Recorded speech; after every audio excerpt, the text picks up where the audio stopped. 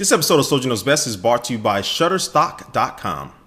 Hey, what's up guys, Soldier Knows Best here. This is my review of the Google Nexus 4. This is the Nexus branded cell phone for the year, and Google really makes these phones their own babies. These are how really Google wants you to experience the Android experience on a cell phone. So I'm gonna talk about the design, talk about the hardware, of course the new Android 4.2 Jelly Bean software that's on this bad boy as well, and really see where this phone stacks up against all the other top smartphones in the market right now. So first is going to talk about the design.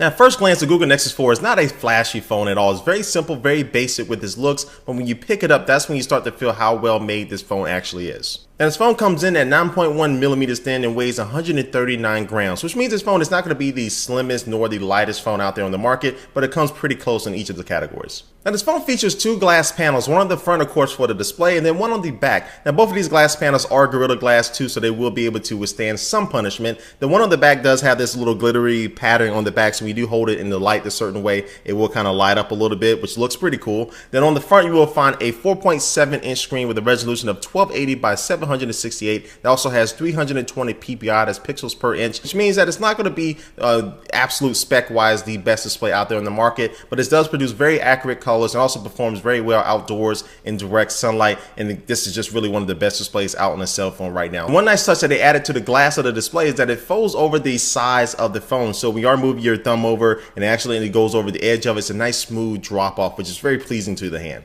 Now, because this phone features glass on the front and the back, that may make it a little bit more prone to droppage when you are holding this thing in your hand, but because they feature this nice grippy surface on the edges of the device, I don't know the exact name for it, but when you do hold this phone in your hand, this is the best feeling phone that probably I've ever held in my hand as far as the way it feels. It's the perfect size, and I don't feel like I'm going to drop it at all, but just don't put this thing on a desk that has any type of incline at all, because it will slide off. That did happen to me, but even though I did drop this thing off of my desk a few times, it held up pretty nicely. As we take a look at all the different buttons in the ports, on the right hand side you will find the power/sleep wake button. On the left hand side you will find the volume rocker, and also below that you'll find the SIM card slot. At the top you'll find a 3.5 millimeter headphone jack, and also you'll find one microphone. Then if you go to the bottom you'll find the other microphone. Then you'll find a micro USB port as well on the bottom.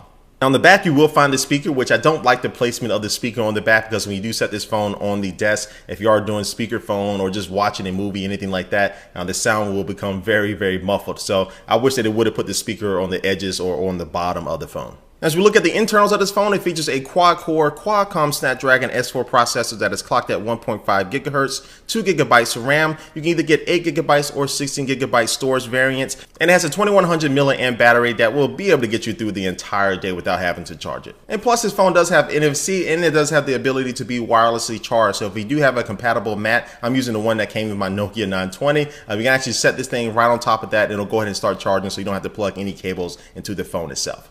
Now, one thing this phone is missing is LTE. Well, it's actually not missing. It does have the chip inside of it for LTE, but Google elected not to turn it on because they wanted to keep the price of this phone down. And plus, they didn't want to work with all the carriers because it's kind of a headache to work with carriers around the world with LTE. But that being said, some people have kind of found a way to turn it on, kind of hacked it a little bit, and have been able to use it with a certain amount of networks out there. But bottom line is that this phone does not have LTE coverage or capabilities inside of it that you can actually use out of the box. So that may be a downer for a lot of people out there. And now let's going to talk about the cameras. Now, the front-facing camera is a 1.3 megapixel shooter, which is going to be bringing you just good enough quality to be able to do some front-facing video calling and things like that. But the rear-facing camera is an 8 megapixel camera that can take 1080p HD video at 30 frames per second. And overall, the images and the video that I was able to take with this phone were okay. They were about average. They just weren't up there with the likes of the iPhone 5 or the Nokia Lumia 920. As far as call quality, I know we don't talk about that much when it comes to cell phones these days, but it was definitely okay. I used the AT&T network and people were able to hear me loud and clear, partly due to the two microphones that this phone has, one for noise cancellation. And so everything with the data speeds and all that stuff was just about average for a smartphone nowadays. And now let's move on to talk about the most important characteristic of this phone, and that is the software. It is running Android 4.2 Jelly Bean, which is the latest version of the Android operating system, and it brings a whole bunch of little tweaks and new changes that really make the Android experience much better. One of the main changes in Android 4.2 is that now you can access widgets from the lock screen. So when you are in the lock screen, you can slide either left or right, and you can have different widgets there, for one for your calendar, one for your Gmail, one for the camera, which will automatically go into the camera application. And I find this to be very useful, even though I would like Google to allow more widgets to be used here, plus to allow you to have multiple widgets on a certain screen at one time. But overall, I really do like this functionality.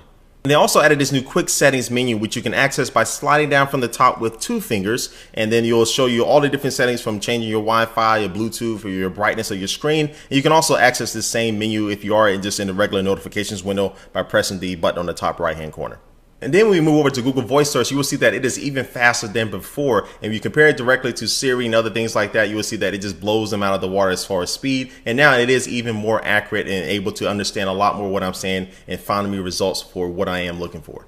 And one of my favorite new features is this swipe-like keyboard that is built right into the operating system now that allows you just to swipe your finger and create words using the keyboard. It's very easy to get used to and works very, very well. And now some of the best new features of Android 4.2 actually come over to the camera application. Now you're able to adjust the settings for your photos easier and faster than before, because now you can just tap and hold with your thumb on the screen, anywhere on the screen. It'll bring up this quick settings menu. Now you can change it to the front facing camera. You can turn on the new HDR mode if you wanted to, turn on or off the flash, adjust the white balance and the exposure and different things like this. And I found this to be very, very useful. And lastly, one of the best new features in the camera application is this new photosphere mode, which will allow you to take a 360 panoramic image. And the software actually works pretty well. You're basically going to be lining up these blue dots and you're able to pan all the way around you, up and down, left and right, and take this panoramic image, which you can move around with your finger afterwards and actually scroll through an entire, world, kind of like, Google Maps Street View. So very similar to that, but now you can take that with your own individual pictures.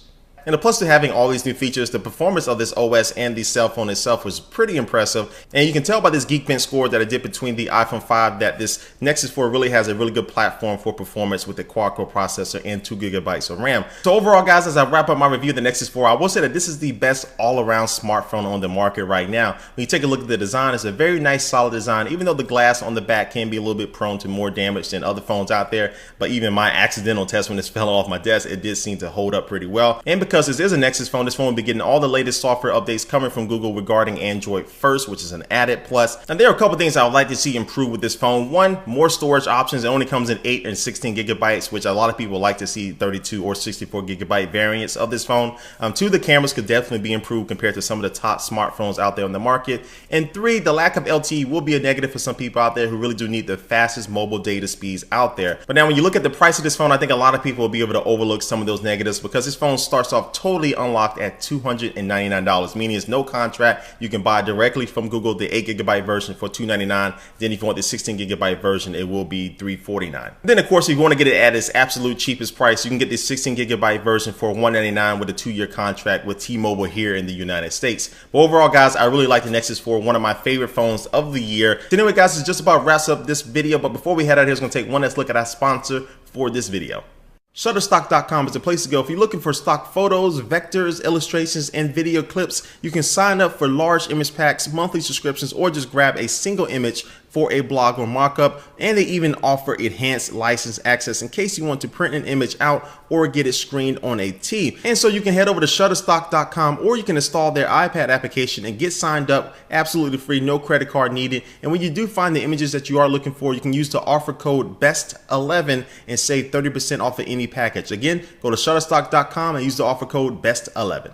Alright guys, again, thanks for watching this video. And as you saw in the title, this is also a giveaway video. So when these first went on sale, I copped 2 of these. So I'm part of the reason why they were sold out. But anyway, I'm going to be giving away this other one that I got to one of you lucky people out there. This is an international giveaway. All you have to do is go to my Facebook fan page, which is facebook.com/skbfans. Leave a comment on the post that is related to the giveaway. Leave a comment on there. Then I'll be picking a winner about a week from now. And somebody will win this brand new Nexus 4. So good luck to everybody out there. Leave a comment down below, guys, about what you think about this video. What do you think about the review? What do you think about this phone? And thanks for watching, guys, and I will catch you later.